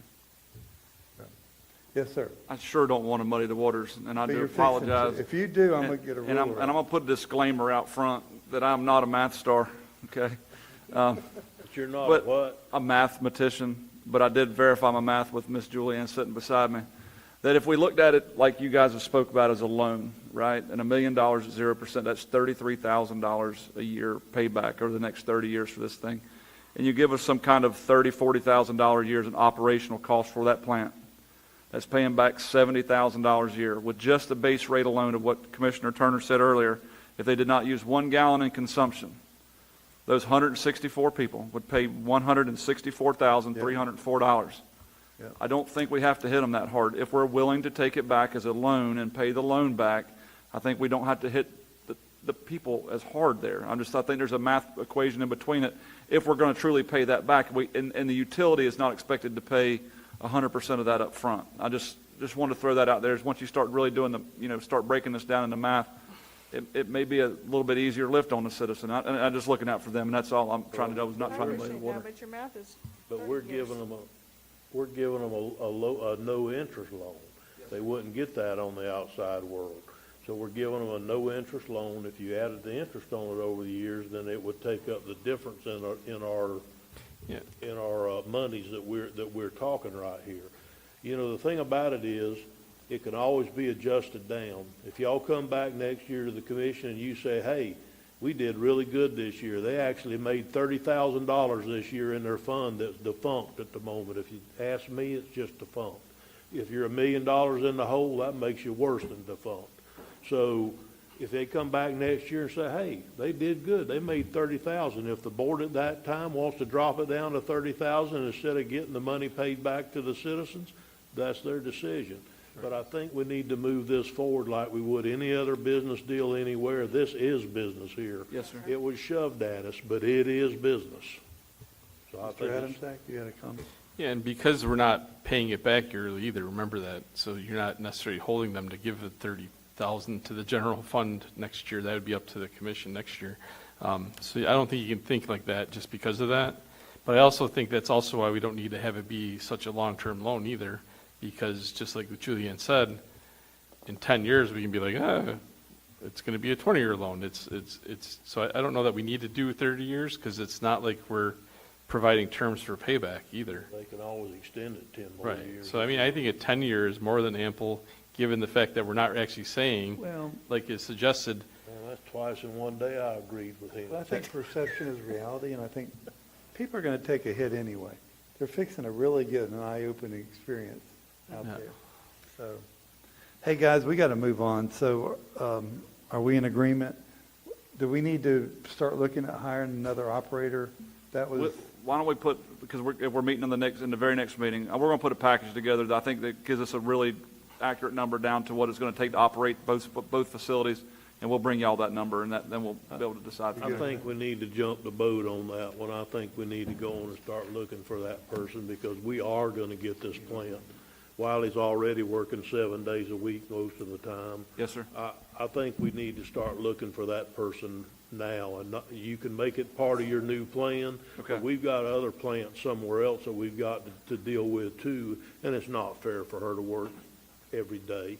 So this commissioner wants him to do. You want a motion to do that, Mr. Chairman? Mr. Adams, that needs a comment, and then no, go ahead. I'm with you on that. I move that we authorize Public Works to look into and possibly hiring another, I don't know the name of it, JR, a water technician, A water plant operator. water plant operator to back up Wiley. Second. we have proper motion, proper second. Any further discussion? All in favor, signify by saying aye. Aye. Opposed, like sign. The ayes have it. So my other comment that I would like for is the reason why I was saying pull the date in is because if you put it out 30 years, it's very easy for commissions, including us. We've looked about at things like that where we go, that's not something that we really got to think about. I'm going to be out of office before that ever comes about. If you do it 8, 10 years, then there's a potential that some of the newcomers that are replacing 3 of us actually make a decision on it and have to keep it in the forefront of their mind instead of in the back. You okay with that? Just go to I'm 10, fine. then they can revisit fine. it in 10 years. Let's go to 10 on the term, 10 years, Julianne. okay. That's 1 million at 10 years, zero interest. So that'll be about right. That's Well, that's good. it could go up if they end up needing 200 grand next year to further go into this. Hopefully the commission at that time would add that to, the top of that, to where if they ever started making money, they at least they had an avenue to pay themselves back. So we're good, 1 million, 10 years? We'll run the scenarios and bring them back, then we'll figure out where you guys want to land. All right, that takes care of that. Let's go to item B, the fee structure. No, wastewater connection fees. Sorry, item A. Page 297. Yes, sir. You guys have requested us to talk about connection fees because right now they're currently waived, and I know we wanted to talk about it before we saw the development. We were, just put kind of a agenda item here to speak about where we want to head. There's currently some, I was looking for them in the current fee schedule. Do we want to continue to waive, the water rates beyond, well, I mean, we've waived the connection fees up to this point for the ARPA projects and such. Mr. Chairman, Yes. I think this discussion isn't going to be a 5-minute one. And I also believe that the B is not going to be a 5-minute one. Could I recommend to you that we actually call a workshop for next Tuesday morning and discuss those two items in a workshop Tuesday morning at 9 o'clock? Nobody hates a workshop more than I do, but only when it's not necessary. It's necessary for these two items. So even if you need to pick another time, if we could take those two and send them to workshop, it would be better. Talking about on election day? Okay, so, I'm available in the morning, that's fine. okay, that's what I was going to check on. Mr. Suggs, are you available too? Yes, sir. So let's do 9 o'clock on the 20th. Whoops. We can bump them. Yeah, send him over to the room like we've done that before. Yeah. I will Okay. not be available next Tuesday. You know, Do you want to find another date? Yeah, Wednesday or Thursday would be fine. How's, I mean, or do we want to try to get through what we have and see how far we get since we have to be here till Okay, We ain't 5:05 gonna anyway? get through this. We got a 5:05 this afternoon, and that fee schedule's just gonna make this discussion we had look like nothing. So if okay, we could, so what about the 21st? How's everybody? I'm available in the morning. Wednesday the 21st, I look good. Okay, what time? 9 o'clock. Laura? Laura? Oh, yeah. Yeah, correct. The 22nd's better for me. Thursday the I'll 22nd. be in. How does everybody look on 22nd? I can cancel I feel like we're in a commercial. I know. no, it's, all right. Hand me the pen. It'd have to be in the morning. How long is it gonna last? It just, 22nd at 9 o'clock, all right with you, Commissioner? I'm good with it. Yes, yeah. I'm good with it. As long as 22nd I- at 9 o'clock. we get out here by No, 12? We're supposed I to, win. no, 12? Well, we should be able to, but we no, probably just 22nd's jinxed not it. good. Okay, 22nd's not good. So let's go look at the 19th. Can we do Monday, the 19th? I can at 9 o'clock. I can. We got pre-agenda meeting, but we can do that quickly. Maybe we can do 9:30. What are we talking about? We could actually do that afterwards, because some of this information is gonna have to go, be included in that agenda packet. Okay. What date are we talking about now? Monday, the 19th at 9 o'clock. That works for me. Sure. I can make that. Okay, let's do Monday at 9 o'clock, and then we'll do pre-agenda after that meeting, Julianne? Yes, sir. Okay. Immediately following. And that'll be workshop on item, let me make sure I, A and B. A and B, which is the connection fee and the fee schedule. A and B. 9 a.m. Okay, Yes. Thank you. all right. So we are going to take items A and B off the table today. And let's go down to item D then, administration, old Ronnie Clark building, 365. Julianne, you got that? I know. We're all- Bean counter, that's really a difficult thing for you to do to me. Okay. Yes, sir, the Ronnie Clark building, or what we refer to as the old Clark building, was purchased many years ago by boards for the purposes of court operations. The original intent in 2019 was to move the state's attorney's office out of the courthouse and over there, and then to utilize the space the state's attorney's office is using for other court operations. Most of our court operations are in need of additional space. Yeah. So in 19, we issued a bid, and the bid came back for what the state's attorney's office needed, far exceeding the budget, and that was pre-COVID era. So you can assume where we would be today is triple what it was over budget at that time. So there's been several different options on the table. We did meet with the State Attorney's Office this year and kind of came to mutual consensus that I'm not sure that this is going to be the best use of space for them. We also met with Mark Weinberg, who's the court administrator, and Judge Case, who's the chief judge for the 7th Judicial Circuit, and discussed the option of what it would look like or if they would entertain us liquidating that property altogether, disposing of it via surplus, and then coming up with a better long-term solution for court operations and what is down there. Both the court administrator and Judge Case gave their approval for that to be done. If the board wants to dispose of it, it would be declared surplus, and then a value would have to be ascertained at board direction and then issued via sealed competitive bid for purchase on the street. Alternatively, we can keep it and the board can tell us what they would like to do with the building. It has been, the interior of the Clark building, parcels 1, 2, and 3 have been demoed, so it is truly just the shell of the building, the exterior walls and the roof. The one additional parcel there that's was the Children's Advocacy Center. It was remodeled. Now, parcels 1, 2, and 3 were purchased with court improvement funds, so the proceeds would go back to court improvement. Parcel 4 was purchased and remodeled with general fund, so the general fund would be reimbursed for their portion of that. Seeking board direction. Julianne, I have a question.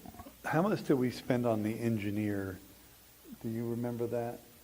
Or do we capture that? We can capture it. I don't have it in front of me. The total amount of the renovations was $144,256. So given what the generally accepted is, it would mean the engineer. Now I'm talking about Children's Advocacy. You're talking about court improvement or the State Attorney's Office? Yeah. Which one are you talking about? For State Attorney's Office needs? County hired Skinner. Yeah, I can definitely go back and tell you I do not have that information available today. So really what we want to talk about today is, do we want to get evaluation on the building to set a minimum bid mark for it, is what we're talking about today, right? Board direction, yeah. Do you guys want to deem it surplus and assess a value to these buildings, or do you want to do something else with the building? Mr. Adams, that? The building that's remodeled, I mean, is there any alternative use that we foresee that we could use it for? Like possibly IT? Sure, it is office space. I don't know the condition of it. You could move any division or department into that space at any time. I'm sure it would need a little bit of renovations for whatever division's going to end up there.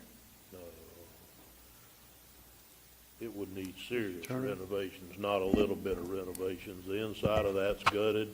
No, know, the one that we remodeled already, that I'm guard, that the separating the one children's. that's remodeled. To the west of the main Clark building. Yes, or the little Just small the building. cost to remodel and do everything, I almost think. Originally, that was part of the original remodel on that.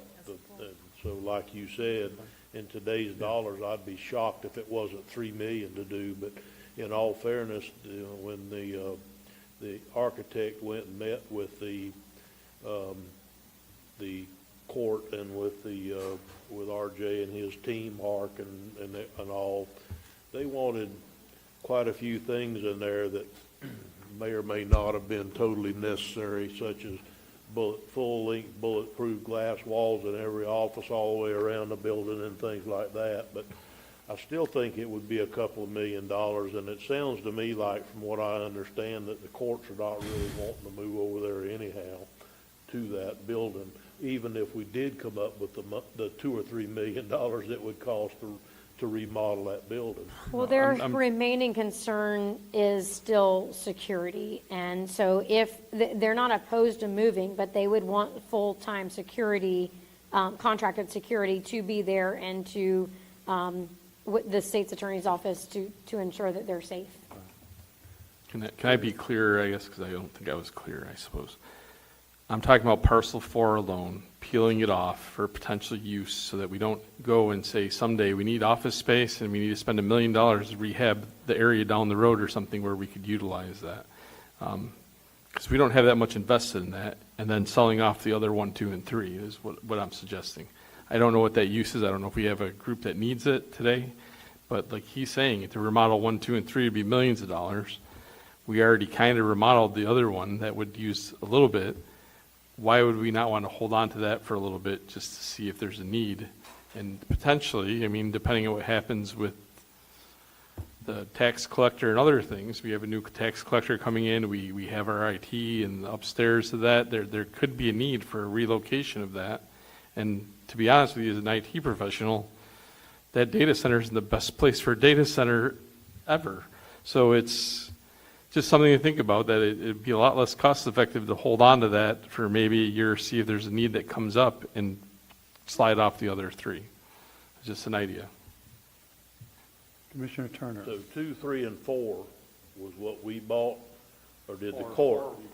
The We bought court 4. bought what I have designated as 1, 2, and 3.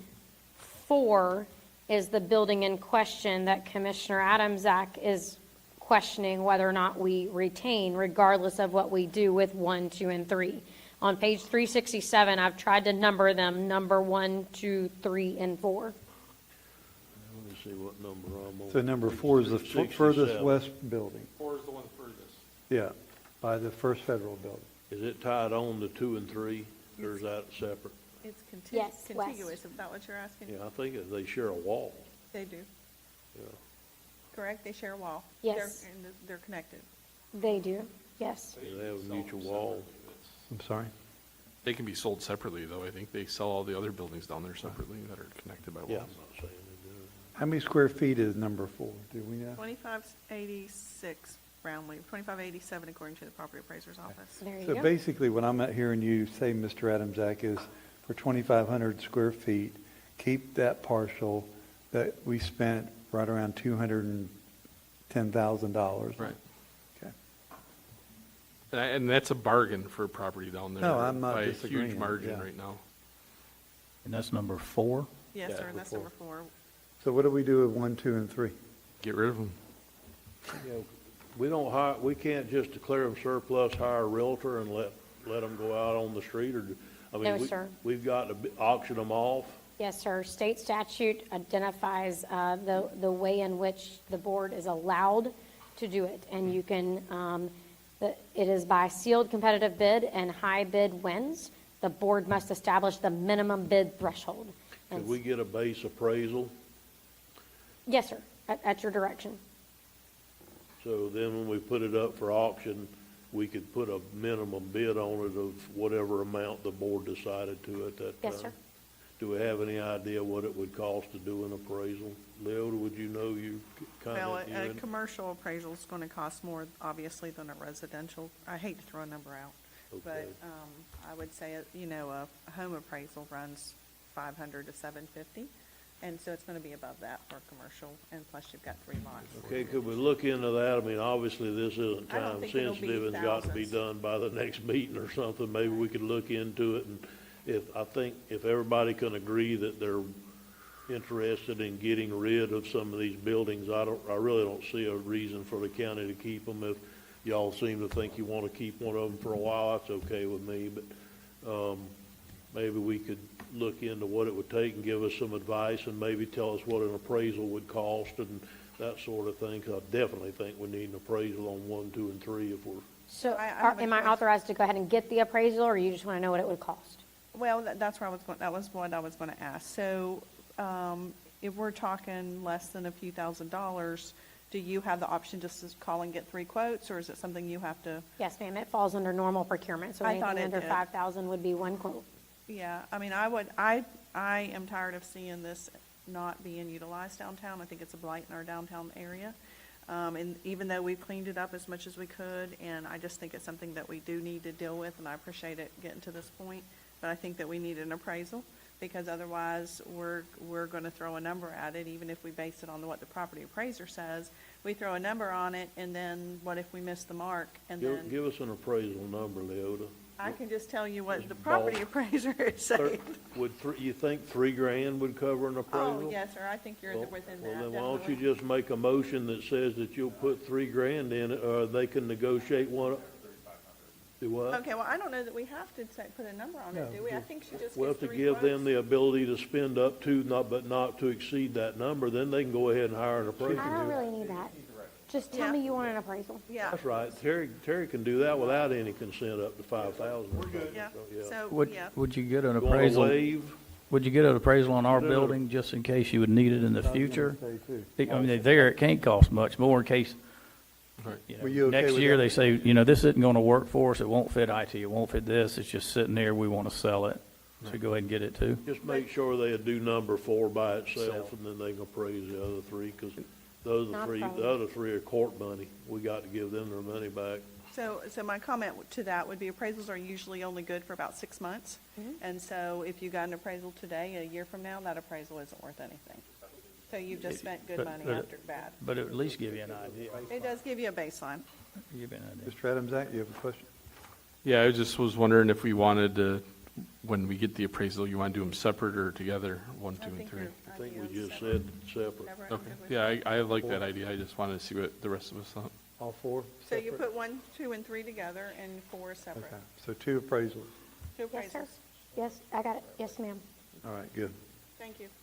Anything else we need to do on that, Julianne? No, sir. Okay, good. Item F, enhancement of the golf cart community. Move approval. I'm being serious. We talked about it twice so far. All right. They basically got a golf cart community on both sides of the road. They went and looked at it. The only thing that I would like to add is that Public Works actually put it in there, which I'm not upset about, but Public Works actually put it in there that they recommended 11 signs. Help me out. Yeah, I believe there's 18 locations for 18 signs. signs, and they're coming like off of the $60 main a drag. piece, and we were gonna try to make somebody pay for them. Who you gonna make pay? Yeah. There's 50 people or 80 people lives in this neighborhood. You gonna make somebody go spend $5,000 worth of time trying to get everybody to give $3 for these $600 worth of signs? Can we just pay for the signs and go on and do You the still got golf cart allotment money community? left. We've been doing it for a year. You still got allotment money. Well, I'll be happy to give what is that, 18 times 60? Yeah. Well, 600 for $1,000. I'll be glad to give $1,000 of my money towards paying them signs for the golf cart. Let's just move to approve. Can I get a second, Mr. Turner? I'll second it. Where you at? All right. I'm sorry I didn't hear you. That's what the problem was. This hearing aid's going down. He's got it covered. Okay. All in favor, signify by saying aye. Aye. Opposed, like sign, the ayes have it. Thank you. Next item is item G. Thank you for doing this, JT and crew. They've been working on this for a year. I know. There's more to it than just It's a lot. doing it, yeah. I know. Thank you. Okay, the easement here on page 386. JT, you got that? Yes, so the easement on Kingfish Avenue out in the Bostwick area, there is construction that's going to take place on that property, and the current drainage easement runs through the center of the property, and they just want to move that to the edge of the property. We've not done anything with it, but the citizen is allowing us to keep that drainage easement in case we do need to do anything in the area. So For currently, future. it's not being utilized for Correct. drainage? Correct. And they're going to move it now. Just from move one- it to the border of the property instead of it down the So center. it's right now in the center of the property. It's going to move to the side of Correct. the property. And that wouldn't interfere any future use of it at all, doesn't matter where it is? Okay. No, we're good. I don't Need a motion? Move approve. second. Proper motion, proper second. Any further discussion? Hearing none, all in favor signify by saying aye. Aye. Opposed, like sign, the ayes have it. Okay, next. JT? The easements on Amberjack Street, I believe we have 3. There's been a 4th one that's also come back and given us a drainage easement on their properties coming on the Duns Creek side of Amberjack. Our next step, if these are approved, is to talk to the property owner on the back side of these properties so that we can establish some drainage going through those properties to the creek on that person's property, because the neighborhood frequently floods with any rain. And we need this to help get the water out of that area. and What are that they area. going to expect from us down there? Are we going to put in lots of money to fix this? Or? No, if these are approved, we're looking at putting in a couple of cross culverts right on Amberjack to get to the other side and just redig the swales. Nothing really more than what we were doing on West River Road when we were just doing ditch work. Okay, Mr. Turner? That's in District 1, isn't it? No. Well, that's why we're even having a discussion about it, because it's not in District 1. I'm sorry. Getting a little late, I got to have some levity, Mr. Chairman. Go get a So Snickers bar. What happens if the one in the back doesn't give it to you? You're still going to be able to proceed with some drainage, or? Possibly, they would just have to be retention swales instead of transporting all the way back. But I want to talk to the person behind those properties before we do anything. Okay, move approval. Do you have a second? Second. All in favor, signify by saying aye. Aye. Opposed, like sign, the ayes have it. Drainage easement on Chaffee Road and Chaffee Boswick. Road, also in Boswick area off of West River Road. The end of Chaffee Road becomes a private section and is frequently flooded with rain. And one gentleman on the road right at the transition where it goes from county road to private has given us a drainage easement on the side of his property that leads down to the canal behind his house. We're going to do about a 10-foot wide swale to run and a water cutout to get the water off of Chaffee through the swale down to the canal. And I will tell you that we've been out there when this first came up, once I got elected and we got out there, this has been an ongoing issue in that Correct. area. And I appreciate the fact that you're coming up with a solution and you've reached out to the citizen and that we can get this going, because when you're setting at the property that's being affected by this runoff, it is truly washing out their land. It is. And so they've got some serious problems. So I appreciate this going forward. So move to Right. approve. Got a proper motion, we have a second? Second. Okay. Any further discussion? Trying to spit it out. All in favor, say aye. Aye. Aye. Opposed, like sign, the ayes have it. All right, next item, acceptance of sewer easements. Yeah, these go with our septic to sewer. Everything that's going into the ground when we put in our grinder pumps, this is just a perpetual easement so that we can maintain those grinder pumps. And we've already got all of the TCEs and the user agreements from the citizens. Rich, should we have read the last one by resolution? Okay. I'm sorry, I missed that, so. I think if this is the one, help me out, JT, but I think if this is the one that we actually went and recorded some of them, but they weren't officially approved, and then there was some more of them after that we need to get Yeah, approved or this is to whatever. finish it And off. so by approving this today, we're actually accepting the ones that have already been recorded in there and these new ones that should have been, that need to be recorded also, I think, if I'm Correct. not mistaken. And with that, I'm willing to make a motion that we accept these drainage easements. Okay. Second. Proper motion, proper second, resolution 2024-076. Any further discussion? Hearing none, all in favor signify by saying aye. Aye. Opposed, like sign, the ayes have it. Okay, we've already done public comment on miscellaneous items. We will come back to a special board meeting next Monday for item A and B. And clerk of the court, Mr. Reynolds, he's not over there. County Attorney Rich Commando. Thank you, sir. And County Administrator, Mr. Terry Suggs.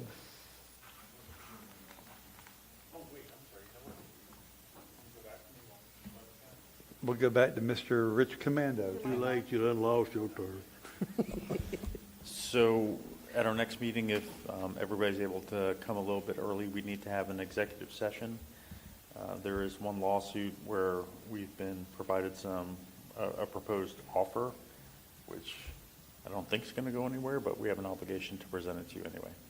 You want to do, that's the 27th at 9? Do you want to do early, or do you just want to come in and start the meeting and go like we normally do? It's up to you. If you want What to do it about at on 9. the 19th? Thank you. That's what I was going to say.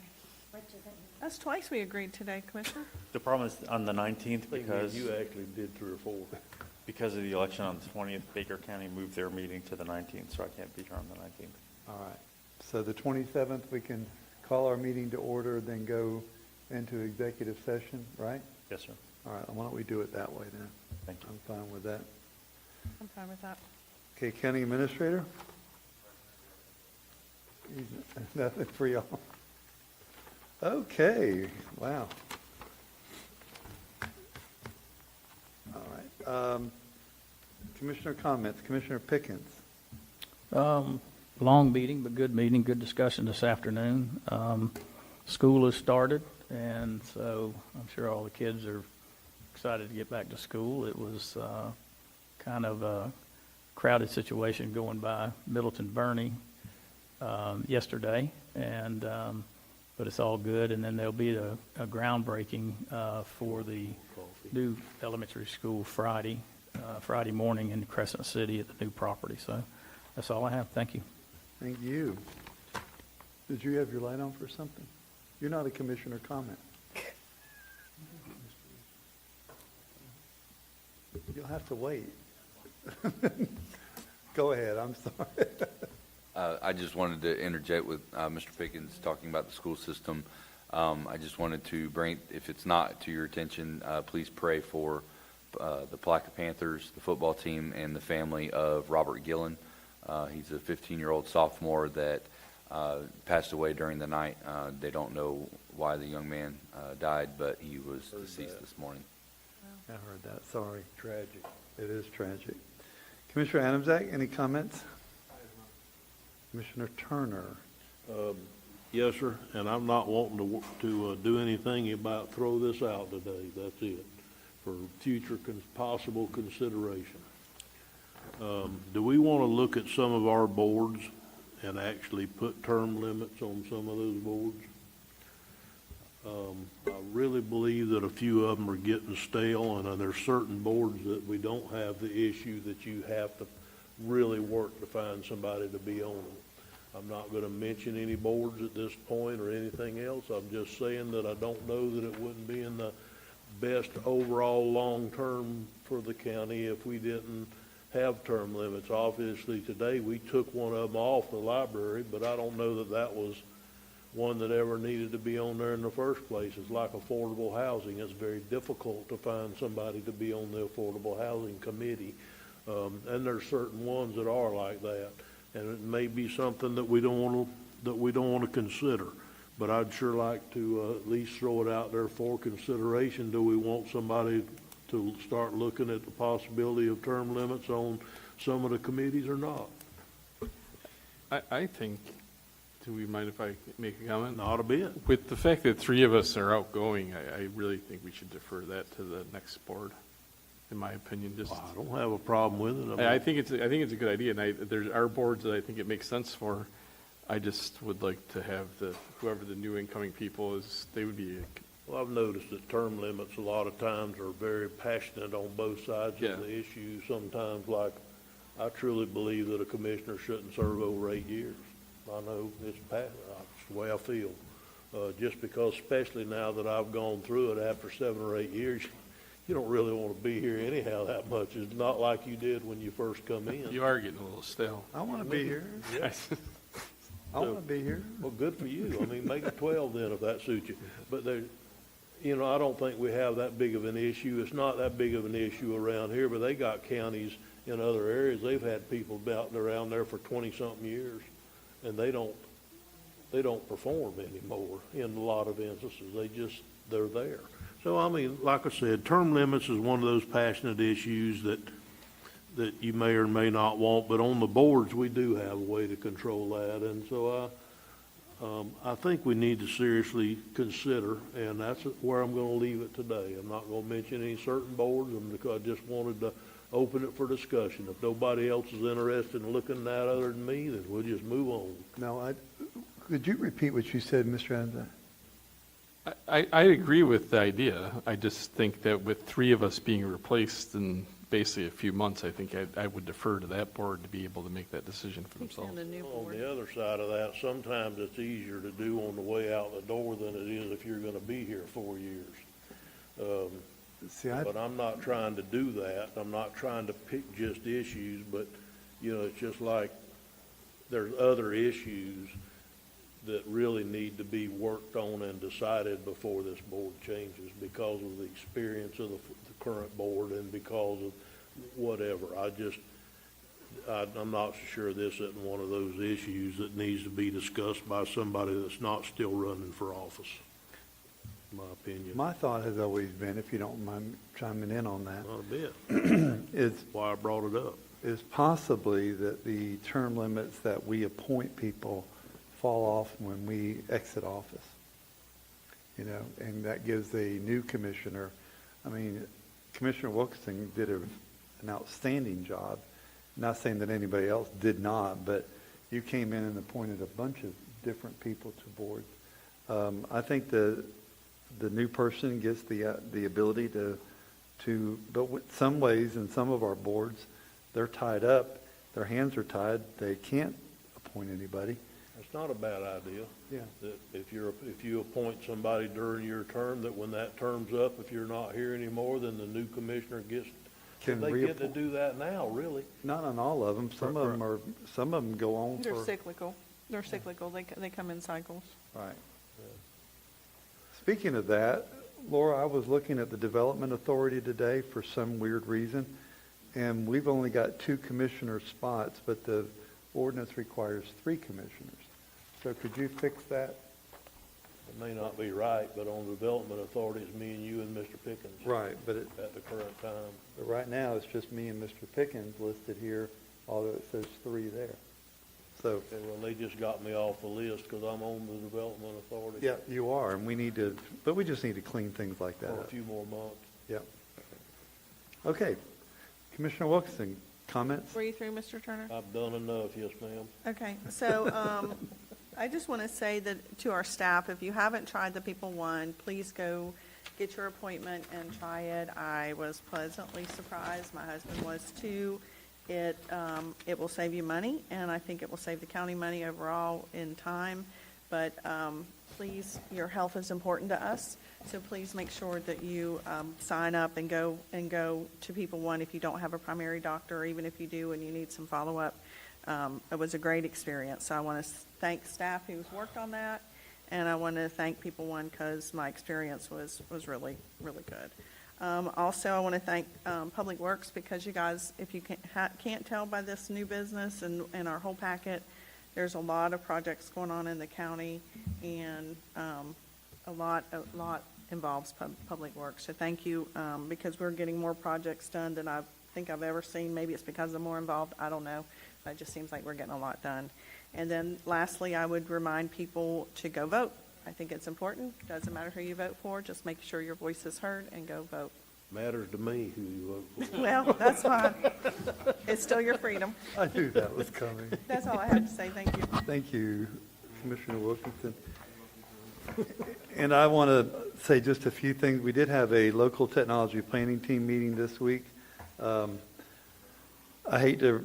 not a whole lot to report other than some of the people, some of the businesses have signed their contracts with the state, but some disappointing news that they're going to the low-hanging fruit areas first, which is not rural Florida. So we're going to be very active in the Association of Counties to try to get them to come to the underserved and unserved areas as they were looked at and needed to be done, but and not allow these contracts to continue on past 2026.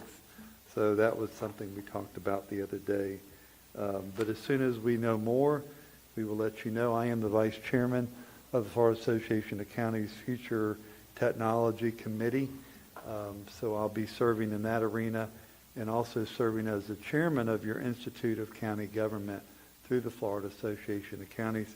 So those of you who are coming in and watching us, please sign up for educational classes. It is my home county, and I expect 100% participation. So there. The story. So if there's nothing else good for the order, this meeting Recess. is recessed, and we'll see you back here at 5:05.